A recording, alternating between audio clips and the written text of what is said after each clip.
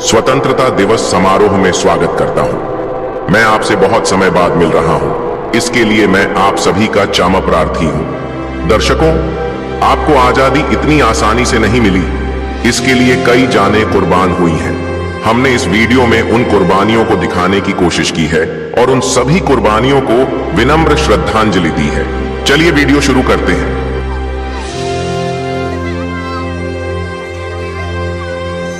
मध्य प्रदेश का भाबरा गांव है। साल 1906 में यहां एक क्रांतिकारी योद्धा का जन्म हुआ था, जिसे अंग्रेज सज्जा तक नहीं दे सके।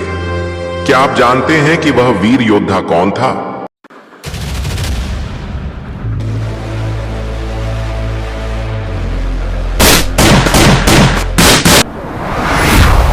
सन 1906 में जब भारत गुलामी की जंजीरों में जकड़ा हुआ था, उसी दौरान भानवरा गांव की इस गली के अंत में स्थित इस नारंगी रंग के घर में चंद्रशेखर तिवारी नाम के एक लड़के का जन्म हुआ।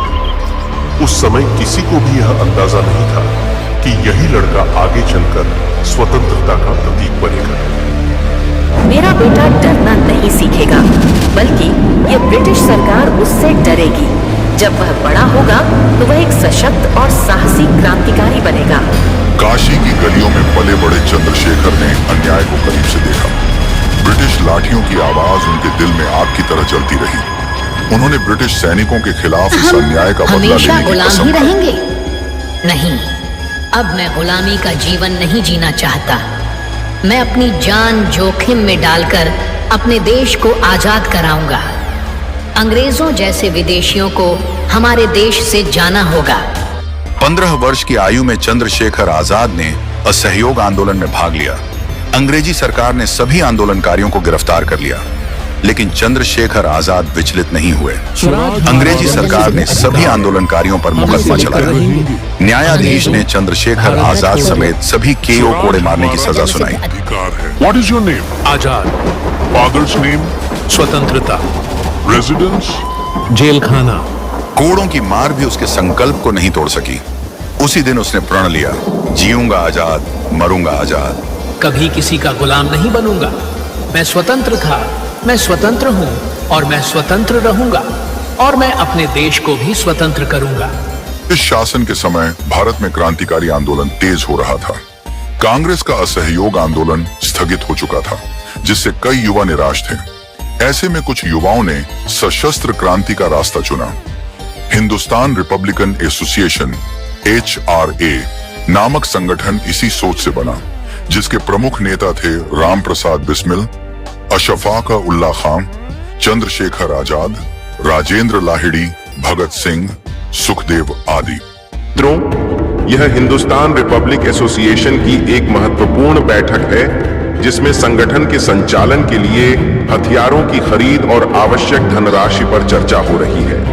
हमें इस संगठन को चलाने और हथियार खरीदने के लिए बहुत धन की आवश्यकता है। क्या आप सभी ने इसका कोई समाधान सोचा है? क्या आप कुछ कहना चाहते हैं? क्या आपके पास कोई समाधान है? यदि हाँ, तो कृपया हमें सब कुछ बताएं, संकोच न करें। ब्रिटिश सरकार का खजाना सहारनपुर से लखनऊ तक काकोरी रेलवे स्टेशन होते हुए नंबर 8 डाउन पैसेंजर ट्रेन से ले जाया जाता है। अगर हम इस ट्रेन से इस खजाने को लूट लें, तो हमारी सारी आर्थिक परेशानियां दूर हो जाएंगी। हम इस पैसे से आसानी से हथियार खरीद सकते हैं और आजादी के लिए लड़ सकते हैं, साथ ही अपने संगठन के खर्चों को भी पूरा कर सकते हैं। यह तय हुआ कि 9 अगस्त 1925 को जैसे ही ट्रेन काकोरी स्टेशन से रवाना होगी, मैं, लाहिड़ी और भगत सिंह मिलकर ट्रेन लूटेंगे। बिस्मिल और आसफाक अपनी अपनी गाड़ियों के साथ वहां खड़े रहेंगे। लाहिड़ी खजाने का संदूक लेकर नीचे उतरेंगे और बिस्मिल की गाड़ी में बैठकर निकल जाएंगे। मैं और भगत सिंह अंग्रेजों का ध्यान अपनी ओर खींचने और लाहिड़ी की रक्षा करने के लिए गोलीबारी करेंगे। सुखदेव लाहिड़ी को ट्रेन से संदूक उतारने में मदद करेगा। भारत माता की जय। अंग्रेज जिंदाबाद। वंदे मातरम। वंदे मातरम।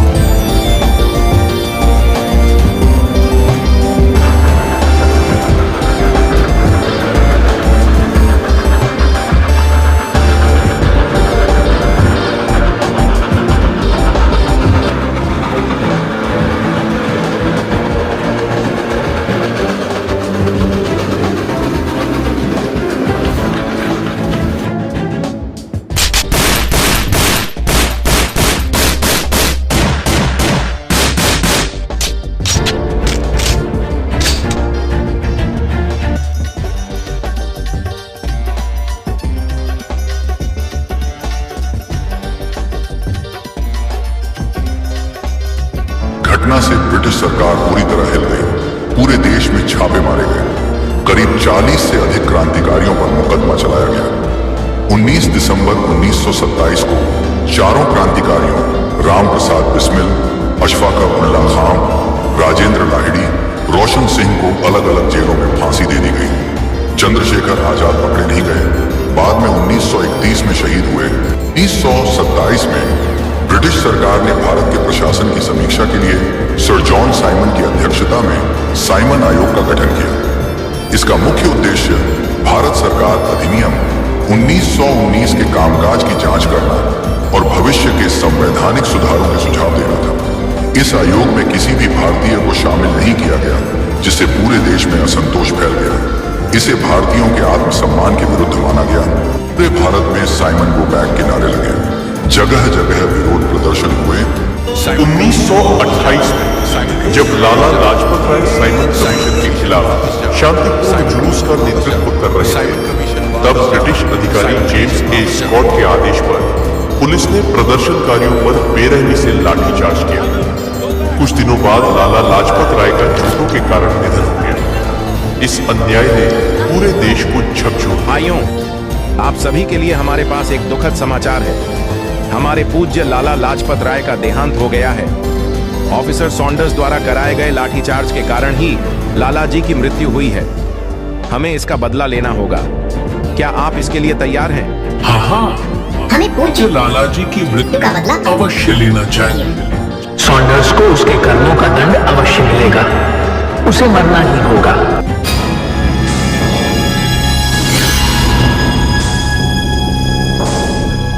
उस दिन शाम को जब ब्रिटिश अफसर जेपी सैंडर्स कार्यालय से बाहर निकला, तो राजगुरु ने लक्ष्य साधकर उस पर गोली चलाई।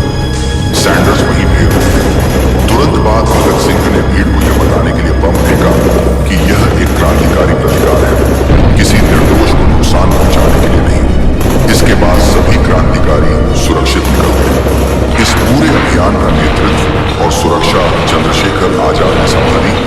घटना केवल प्रतिशोध नहीं थी, बल्कि ब्रिटिश शासन को यह संदेश थी कि भारत का युवा अन्याय को चुपचाप सहने वाला नहीं है। सैंडर्स वध भारतीय स्वतंत्रता संग्राम में एक निर्णायक मोड़ बना, जिसने क्रांति की चिंगारी को और तेज कर दिया।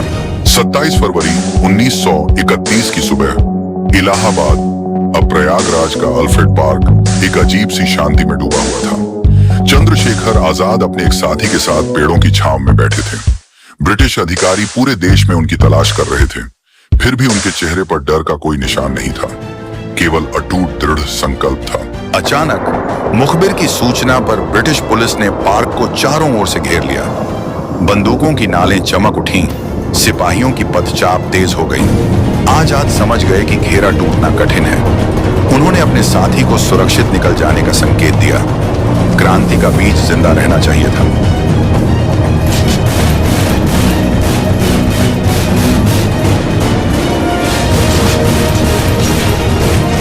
गिरते जब आखिरी कारतूस शेष रह गया, तब उन्होंने ऊंचे स्वर में कहा, दुश्मनों, गोली मारो, आजाद कभी पकड़ा नहीं जाएगा। यह केवल वाक्य नहीं था, बल्कि जीवन भर निभाई गई प्रतिज्ञा का उद्घोष था। देश की आजादी के नाम आखिरी गोली उन्होंने स्वयं को समर्पित की। उस क्षण अल्फ्रेड पार्क साक्षी बना एक ऐसे बलिदान का, जिसने गुलामी की जंजीरों को और कमजोर कर दिया। आजाद ने वचन निभाया, वे कभी पकड़े नहीं गए। आज वही पार्क चंद्रशेखर आजाद पार्क कहलाता है। वहां की हर हवा, हर पत्ती मानो फुसफुसाती है। दर्शकों और देशभक्तों, ये उस क्रांतिकारी की कहानी थी जिसने ब्रिटिश सरकार के सामने कभी सिर नहीं झुकाया और अपना वादा निभाया। मैं मृत्यु तक ब्रिटिश सरकार के सामने अपना जीवन समर्पित नहीं करूंगा। आपको यह वीडियो कैसा लगा, हमें कमेंट्स में बताएं और मेरे चैनल को सब्सक्राइब करना न भूलें। वीडियो को शेयर करें और लाइक करना न भूलें। अगले वीडियो में मिलते हैं, तब तक के लिए वंदे मातरम। भारत माता की जय। हर हर महादेव।